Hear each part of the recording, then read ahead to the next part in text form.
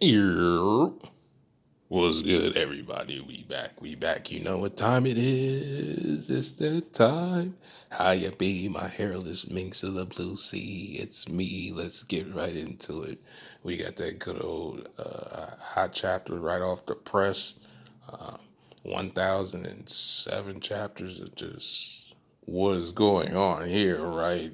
We got some crazy stuff happening in this chapter. Not so much on the action part, but on the world building and some of the lore of what we think is coming up. And my man, Dr. Vegapunk, I keep been hyping him up. Almost every chapter or every other video you guys hear from me, I keep talking about how it's almost Vegapunk time. And we got a little bit of that talk towards the end of the chapter. So let's get into it. I'm gonna go through everything as usual. Try to keep it chronological and concise for as good as I can in about 30 minutes. So get you something to eat, whatever you got going. Let's get into it. Cover chapter with the emphasis on scientific characters. Here we got our guy Gangster Gastino chilling with some penguins, no pun intended. Really want to see what he got going on. He's one of the great minds out there, for better or for worse. He is one of the great minds out there, and the punk hazard stuff ties into him, and so does experimentation. So I'm sure we'll get a little update on the gas man himself later on. But this chapter is not about him. I just, coincidence, right? Um, so where we left off here, Goro was mopping the floor and basically kind of low key off screen these dudes, right? Hote got whole played because he thought it was sweet like whole cake. And, even though Hiragoro is old and he's not in his prime, I never had high expectations for the Obi-Wan or the Mimiwa Guri uh, after a certain point. I don't remember, when Robin just got, not because Robin got away from them, but just little stuff, like even the Sukiyaki stuff. I never trusted these dudes and their motives. They seem too neutral and they just follow whoever's in power because we see now they work for Kaido basically. Not, and who knows if Fuku or Kujo is a spy or not, right? Because there's spies all over this series. The Marines have spies, Cypher Pole are spies. Yeah, I mean, scratch that, the world government, as the Gorose, has spies under the Cypher Pole. And now that we see the Marines have spies through Sword. Because even in this chapter, I'm going to get into that when I talk about Cypher Pole. Let me just keep my focus, right? And they get washed, which is what I expected, right? For reasons I just stated. And then we see Hiragoro in his final so-called moments, which none of us ever believed in the first place because One Piece deaths are usually quite dramatic.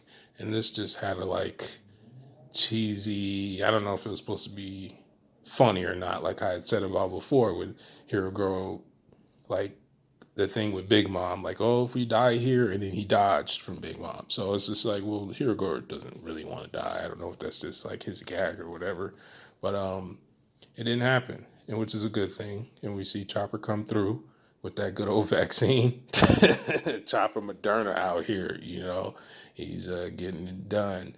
I I'm not really a kawaii desune kind of guy, but the little the his vaccine cloud that was kind of funny. And then the way he gets starry eyed like that thing that him and Usopp do when they see something cool and Luffy. That's funny to me because it was just random. I just didn't see him going to be on that, and he cured the virus like we expected him to. Um, I still don't know if that's going to be a thing later with Chopper as far as not wanting to experiment on people and him being a Zoan. Maybe he, like I've said before, it's possible he could just expose himself to things now when he tries to cure stuff that when he's testing, because we didn't see him test that on anybody, so I'm assuming he tested on himself right before giving it to other people, even under duress. I just thought it was something that for Chopper might be a thing later on. And Queen says something interesting. Of course, we support the Viz here. If you can, support it. Word of mouth, however you got to do it. Hey, do what you got to do. But Queen said some interesting stuff, and I don't know if the official translation may change some of what he said. But what Queen said to them, to the gifters and the pleasures, I'm all for what he said because they are trash, right?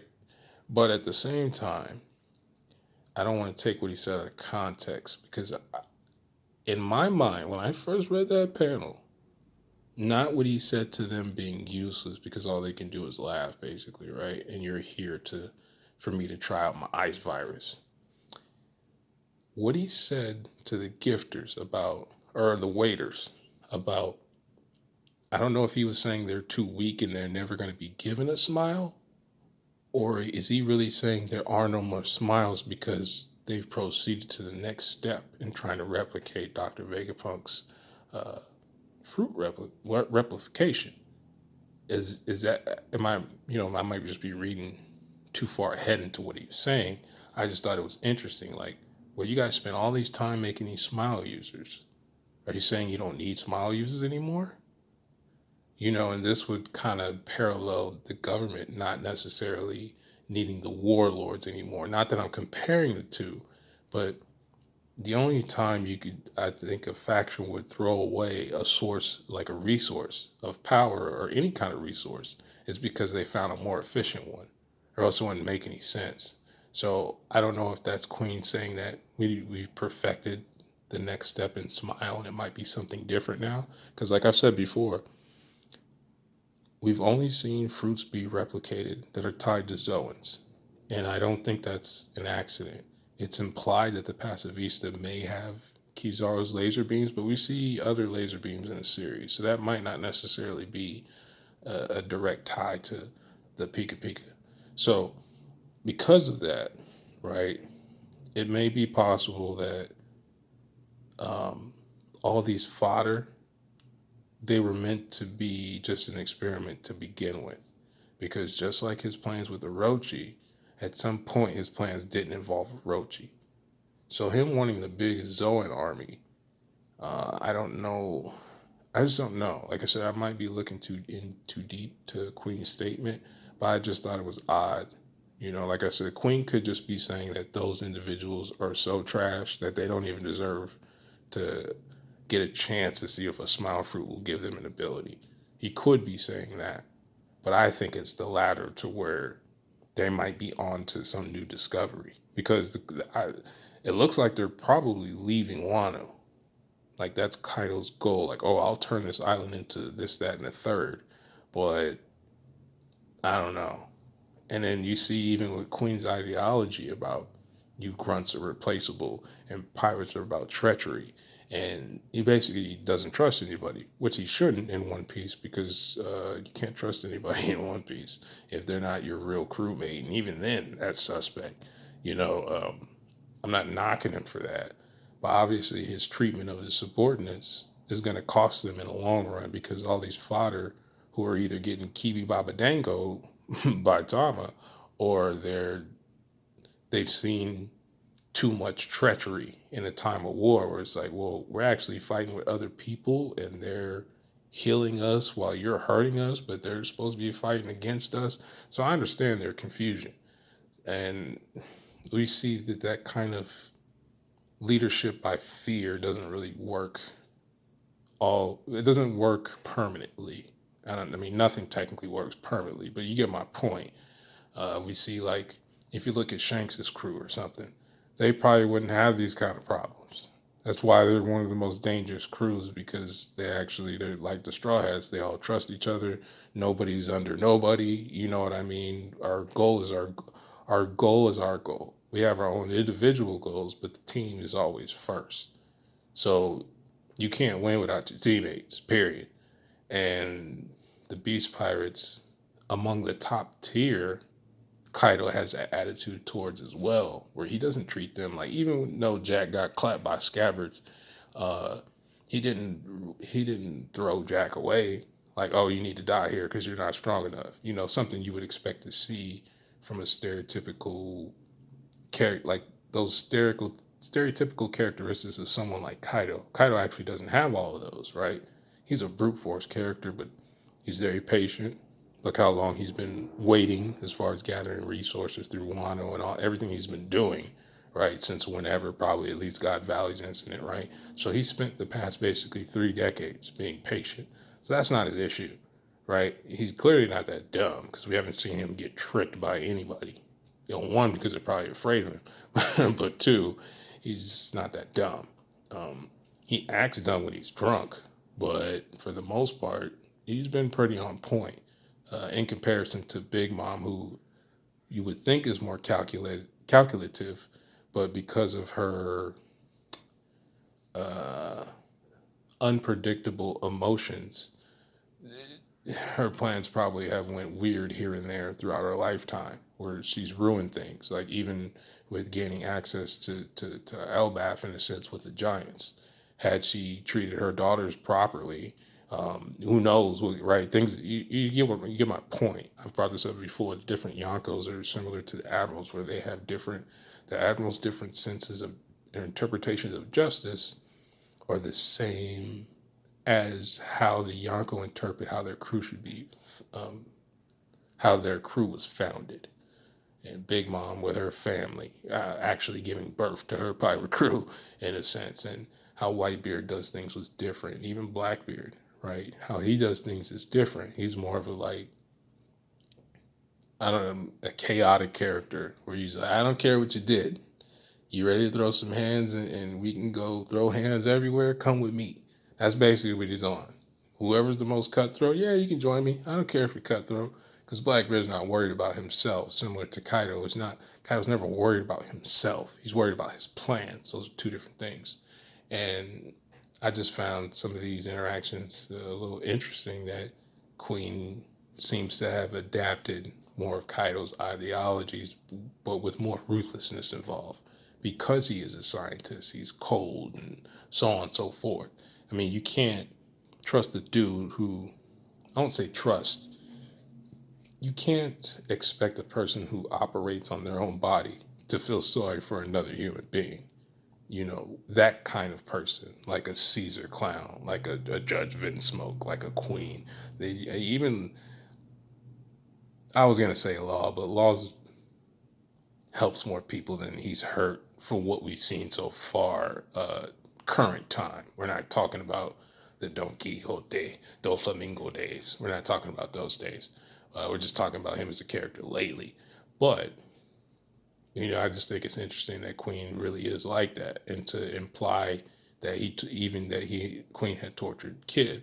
So we'll see. Whatever Queen gets to work, it's probably going to be really bad because those characters, they usually get it the worst. But I just thought it was funny, and then even Chopper drawing. Now, granted, Chopper needed Marco to hold him down, but him knocking the blood out of Queen's mouth, that was a shock to me, because I know Chopper, Monster Point is not really nothing to joke with. Even in the New World, there's a lot of pirates that the Straw Hats will completely wipe out without Luffy. Like, even without Luffy or Zoro or Sanji. There's those guys out there, right? There's those scrubs that barely make it into the New World. So it's not that shocking that Chopper wouldn't be afraid to hit Queen, but it is more shocking that he was able to hit Queen that hard. That could be a gag because of the way they played it out. Like, oh, I'm not a Tanuki, that whole thing. But I thought it was cool. Hopefully Queen get the payback though, because I don't like people. It's all good when your man's is holding you down, but can you do that on the 1v1 tip? You know what I mean? So we'll see. It was just kind of interesting. And then Yamato. Now, I'm sure it was done on purpose when Cypher 4 was talking about Kaido being captured before, which we knew about that. And there's been theories about that forever, right? That he's been experimented on. And even when the numbers, like even back on Punk Hazard, what we thought the Beast Pirates Jolly Roger would look like, the one that's on one of the laboratories in Punk Hazard next to the world government symbol. Even back then, people thought this. And then we got little tidbits from Big Mom talking about the numbers being failed experiments. How'd you get them? You got them from Punk Hazard. Like Big Mom be knowing all everything, just all the stuff. But it's funny that Kaido got experimented on somehow still escaped. So they probably couldn't, even the government, like the story about Kaido, I think really might be true, and they just couldn't figure out a way to kill him. I don't think it's from lack of trying, right? Because of how many times he's been captured. But he's been experimented on, which we assumed.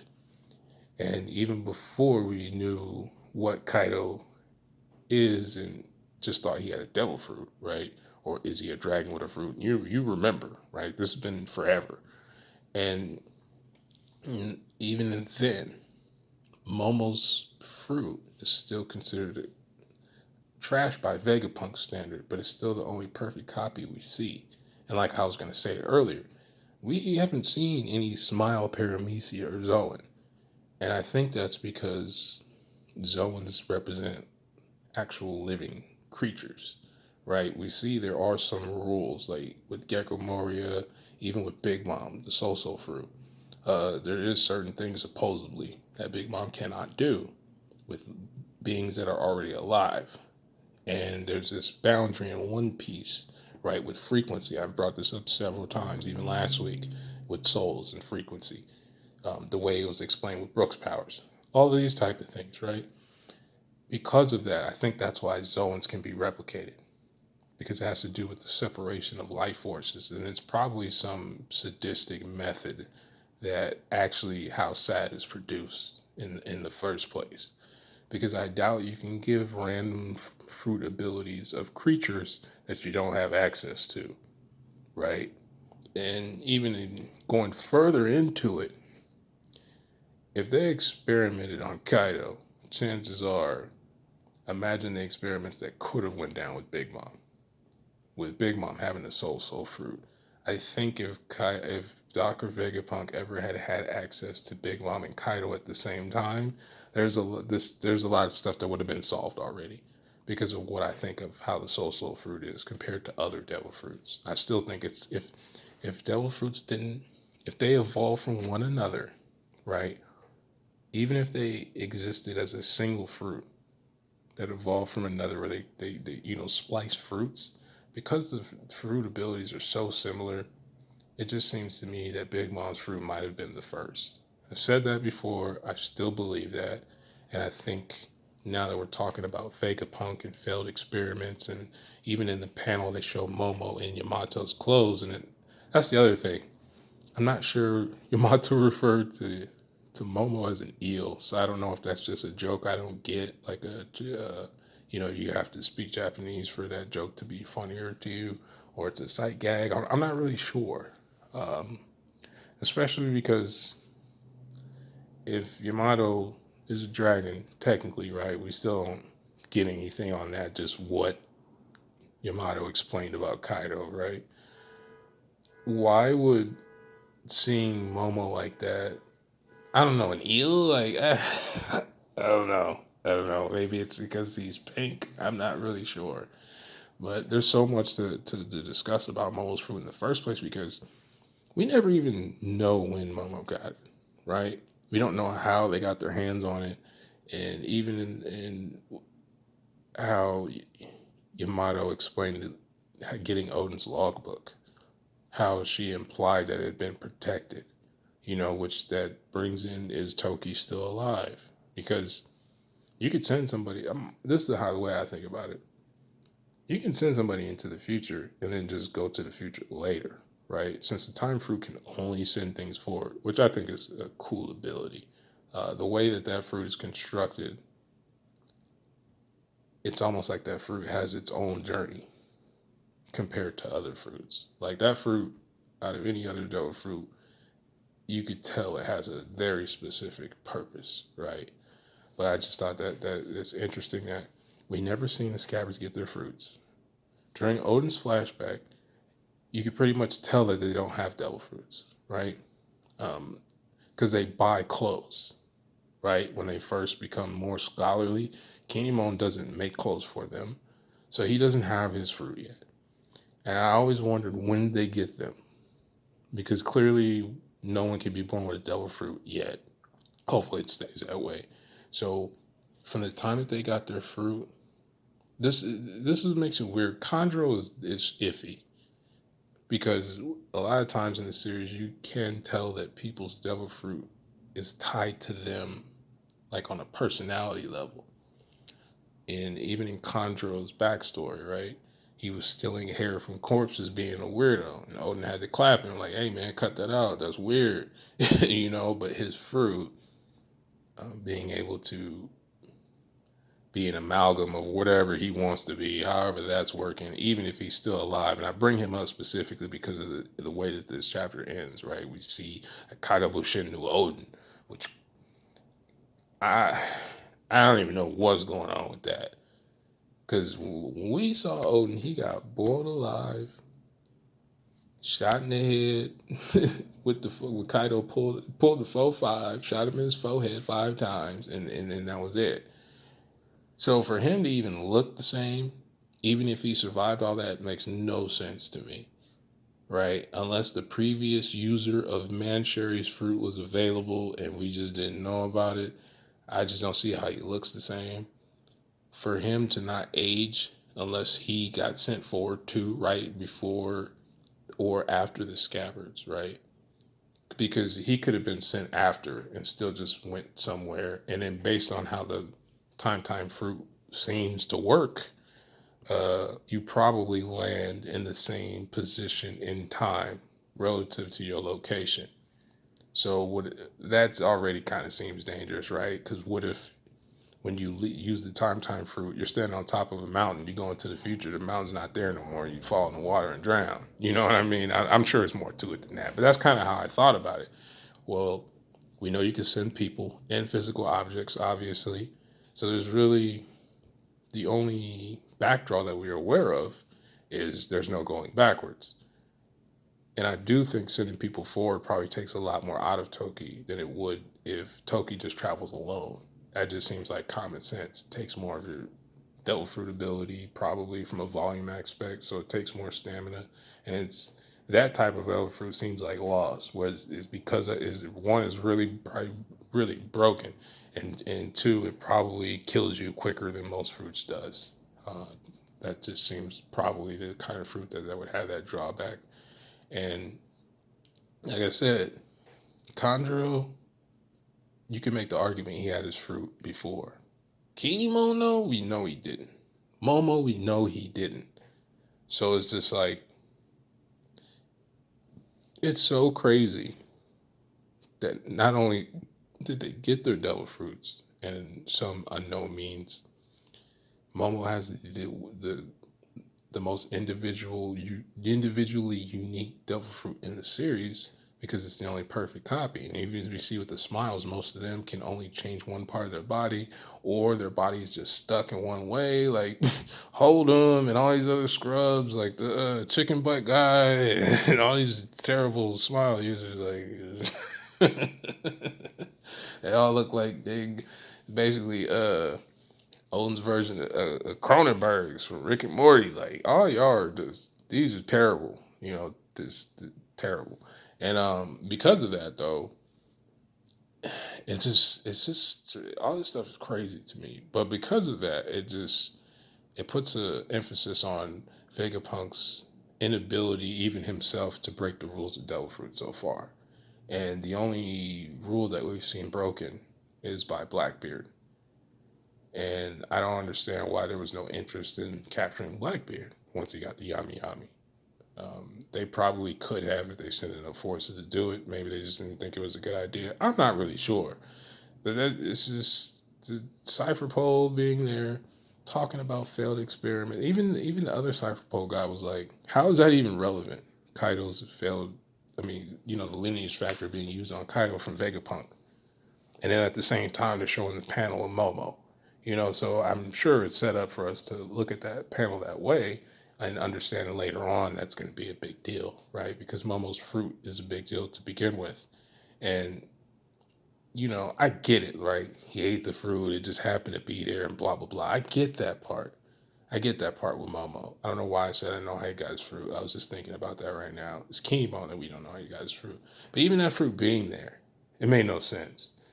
Like, for how much stuff people go through for devil fruits, that one just being there like that, like, oh, nobody's gonna go to Punk Hazard. Clearly, people go to Punk Hazard Big Mom knows about Punk Hazard. Law went there, Punk Hazard. Smoker went there illegally, in a sense. Like the Straw has been a Punk Hazard. Frankie was there for his time skip. I mean, like he just, and that's what I thought the Cypherpole agent might have been referencing too. I'm like when he was talking, the Cypher, I'm all over the place, God. But when the Cypherpole agent was talking about the explosion on Vegapunk's lab, I don't know if was he referencing when Frankie was there, when he what was he working on? Wapple metal. When he took the stuff that the information that had how to make Wapple metal was in there when he blew up the lab and it ran away, like during that scene. Or was he talking about some other incident? Because he says the lab was operational up until recently. So I don't know what time period. Does he mean the time period like before he went to Wano now? Is he talking during the time skip? You know, we really have no idea. So I look forward to seeing what he meant by that. And then the Odin thing, there's no way. Like I said, I know there's no way that's Odin. This is either a robot of some sort via Bao Wang's implied technologies. Because I thought it was a devil fruit. I still think it might be a devil fruit. But it does seem more like modification. This communication to be able to uh, gain sentience, I guess, over these cybernetic animal creatures, and then having X-ray vision. That does look like a pacifista thing, but at the same time, I don't know. This is real iffy, and they even knew where the scabbers were, right? Because of these means, so they're very accurate. Whatever this system is, I do think that this is paralleling what's going on the other side with the SSG. I think they might be correlated as far as the tech is concerned, because at the same time, right now, remember we got uh, Kobe, Kobe going to Amazon Lily, and then we have the other Marines trying to subdue the warlords at this time, implying the use of whatever the SSG is. And like I said before, they could be upgraded Pacifista. And honestly, the only way I see you upgrading Pacifista is if they've done something with T-Stone that they couldn't do before, and or these things can use hockey now. Because without being able to use hockey, I just don't see Pacifista being of any threat, or some drain ability, right? A drain ability, hockey drain, or some way to manipulate like Kuma's repel ability. If these Pacifista actually have inherited abilities from other devil fruits, because I don't want to assume the laser beams are derived from the Pika Pika, because that might not be the case. We know Queen didn't have access to Kizaru, but technology in One Piece is crazy. So there's really nothing saying that he couldn't gain access to a pacifista. I'm sure there's some broken ones laying around, right? He would be able to reverse engineer. I don't know. I'm just saying. I just don't think that the laser beams necessarily mean the Pika Pika. So even with that being the case, Kuma's ability is very busted. It's one of the few in the series that work on physical and non-physical objects, similar to Big Mom or like Sugar's power, or more magically looking abilities. So the SSG being able to use Kuma's abilities would make sense. That would be threatening, even if you, because if you can, like, what if Kuma could repel hockey? Like that makes him basically one of the most broken devil fruits in the series. Like it might not be as destructive of Whitebeards, but it definitely is a threat to be reckoned with. Like I've said before, like I think that's pretty much it, right? I'm kind of just I have more to talk about, but I'll have to do separate videos since there's a break next week anyway. Because this Odin stuff, that's way out of bounds. This Kakabushin no Odin. It's got to be. There's just no way.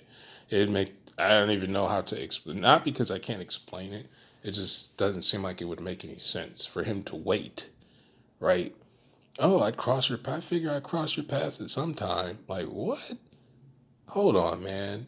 You was boiled shot, your peoples got burnt up and sent into the future. Because, see, for him to cross paths, he couldn't have aged properly. There's no way that he just chilled for, like, I understand Odin was very patient when he was twerking it up to save people, but I don't think he's that patient to just sit there and wait that many years, really. And then he's a swordsman. So as soon as would he have not wanted Enma back and Amari Abenukiri? Like, wouldn't he want his swords back? I mean, he's near thought of you old dad. So why wouldn't he? I'm just not buying it. But y'all let me know what y'all think. I'm not gonna do a prediction video today. I may do one next week since there's a break.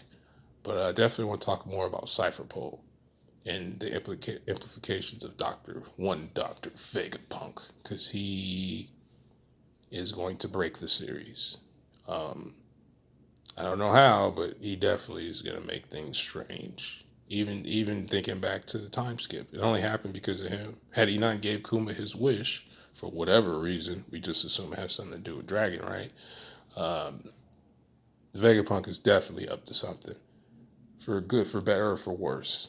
And what the government's leverage on Vegapunk is even scarier, because a man that smart to do things, it's either he knows too much, even to the point where don't be surprised if Dr. Vegapunk knows about instant messenger or something, you know. But they can't kill him because he's too useful, which we've seen in the series. If you're extremely useful, like Law wasn't even. I mean, Dofi wasn't even going to kill Law to begin with, because he needed the useful ability that much that he'd rather wait for Law to get older to be able to use that alleged ability. I don't know, just something to think about. You guys enjoy your weekend. Stay safe. Thanks for chilling and hanging out for a few. And I'll probably catch you on a couple days. Peace.